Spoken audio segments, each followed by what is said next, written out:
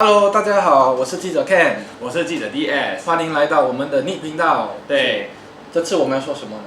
上次我们聊到了外向与内向的分别。那你是内向型，我是外向型。今天我们就讲另外一个我们之间的分别吧，就是理性与感性。那代表理性的是谁？代表理性应该是他吧？对，因为我是一个比较理性的人，那你应该是一个比较感性的人。对。那我们先我们会把这理性与感性分为两集，就是第一个部分我们会讲到一个理性的人理性的表现，然后一个感性的人感性的表现，然后呢，我们下一个部分呢会讲到一个理性的人在什么时候可能会感性，然后一个感性的人什么时候会变成理性呢？有吗？有啊，我好期待，因为你看起来就是非常非常感性的一个人。对。那一个理性与感性的人应该会有蛮多分别吧？对。好，我们来先讨论第一个就是购买欲。对，购买欲。就是我本身会觉得一个理性的人购买欲比较不强，然后一个感性的人通常会买很多东西，这是对的吗？对，我本身我蛮喜欢买东西的，说真的，像比如说我去一个日语的书店的时候，我就会想我要买很多日语的书，所以我的书架就有很多日语的书，到现在我大概300多本日语的书嘛。为什么要买这么多？什么的，我就觉得需要知道多一点知识啊，就会可能购买欲也比较强嘛。像最近不是有那个武汉的那个 OK 那个你买了好多那个消毒剂啊。对，我找一个学生买了50瓶消毒剂。真的有这么多吗？50瓶消毒剂。那你在什么情况下购买欲会更强呢？还是在难过的时候、开心的时候，还是怎么样？就可能开心的时候就会比较说想买多一点东西。那难过的时候不会吗？难过的时候就不会狂买，不会要血拼这样，不会啦，不会。那找一个好像我非常的理性，然后要我买东西的话会比较难。对。因为好像如果我们路过某一个商店，会有一个人要推销护肤品了，我们护肤品，然后呢，我会很难被说服。你知道什么吗？因为身为一个理性的人，我需要量化。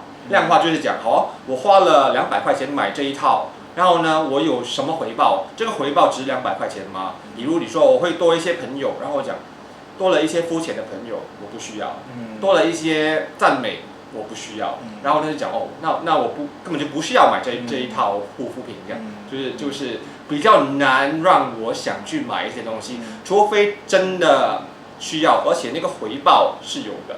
那你不会考虑到回报是不是？我不太会考虑到回报，就觉得说 OK， 只要买了，然后可能只是一时之间，就可能有点冲动。有时候我在那个亚马逊 Amazon 啊，亚马逊日本的网站买东西的时候，有时候买了，隔了几天，我觉得后悔了，然后就要求他们取消，然后过后现在我买东西，他都要我等1个礼拜，以前2-3天就能到新加坡，从日本。黑名单了是吗？对，黑名单。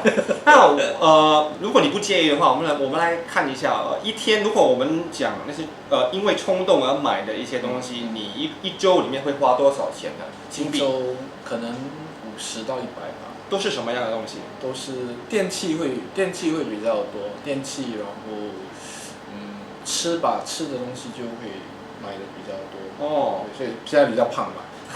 其实我也吃很多我一天要吃7-8餐，就是小小的一顿那种7-8餐，你看不出吧？看不出。好，那我们来讨论另外一个理性与感性的不同点吧，可能在用词方面、语言方面会有一些不一样，会不会？对，我会觉得就是感性的人呢，就在说话的时候就会一直想到说对方的感受。对方的感受，如果我说这句话出去的话，那个感受会是怎么样的呢？就是你会考虑到别人的感受、想法，然后一个理性的人就也会考虑到对方的感受和想法啦，不是说没有，只不过我们比较直白的，就是想要告诉你，就是这样，因为我们的目的就是要把工作完成，就是很简单的，就是一个想法，就是你的那个情绪你自己掌控就好哦。我们是受人家的工资，我们要把这个东西做好，然后你把你的情绪收好，就是一个理性的人通常会这么想。然后呢，你如果遇到了一个理性非常直白的跟你讲一些东西，你会不会觉得很受伤？会，然后说真的我会，就是有时候哎呀，为什么他说话要就这样苛刻呢？哦，其实我觉得有一套方法可以看得出一个人就是到底是理性还是感性的，可是不准啊。可是你看他的那个样子，如果非常的亲切和蔼，大多数可能是比较感性的。你会觉得这个是正确的吗？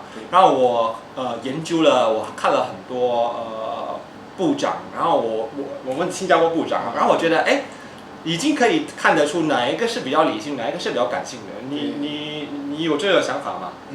我觉得那种看起来比较理性的人，就是人啊，普通人哦，就是看起来会比较欠扁的就是因为他们就是那种不亲切，就是非常的凶，还是有那种欠扁脸。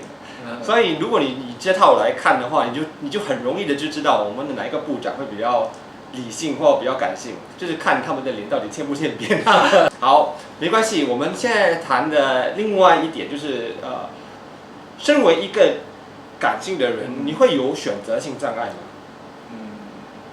会，就是你会考虑到到底这个好不好，还是会不会影响到大家，然后你就很难做出选择，对不对？有时候就会买东西的时候，我会可能帮人家买生日礼物还是什么，我就会想说，可能会想到一周，就是花1周的时间去想说，这个东西好不好，还是那个东西好不好，就这个东西实不实用。可是我觉得理性的人就不会这样。理性的人啊，选择性障碍啊，不会，没有选择性障碍，就是除非就是不想动脑筋去选择了，就是随便你就好。可是如果真的需要选择的话，就会直截了当就做出了选择，没有这个问题。好。然后呢，讲到了理性，我会想到了一个例子，这个例子非常的特殊哦，就是很久以前有一位新传媒的前女艺人，她的父亲逝世了，然后呢，隔天她还去工作然后问到为什么，她讲她不可能因为她父亲的关系让整个团队等她，还是把整个东西取消。然后我想想，其实这个表现是非常非常的理性的，因为场地都已经预约好了，好像其他的人员都已经排好了。他如果不出席的话，其实是会影响到大家的。然后呢，之后他还讲，他这么做，他父亲也会以他为豪的。然后呢，我是觉得，很少会有这种情况了。好像如果我们有这种情况，其实也很难会遇到像他这种一模一样的情况，因为我们可以被取代嘛，对不对？好像我们可以休假，好像就算校长也可以离席1天，对不对？其实他刚刚好就是艺人就不可以，因为这个情况特殊。那你想想，如果你在这个情况的时候，你会怎么办？就以他的那个情况，就是你不可以被取代的，就是你一定要上场。我还是会去的，说是真的。对，所以你身为感性的一个人，然后你亲人离开了，然后你非常的痛苦，也不会影响到你这个专业精神，对不对？哇，那我们就来下一次就谈，我们下一集就谈一个感性的人在什么情况下会理性，然后我也会讨论一下一个理性的人到底会不会感性。好，就到这边啦。我是记者 Ken， 我是记者 DS， DS 啊，好久不见到了，再见吧。好，拜拜。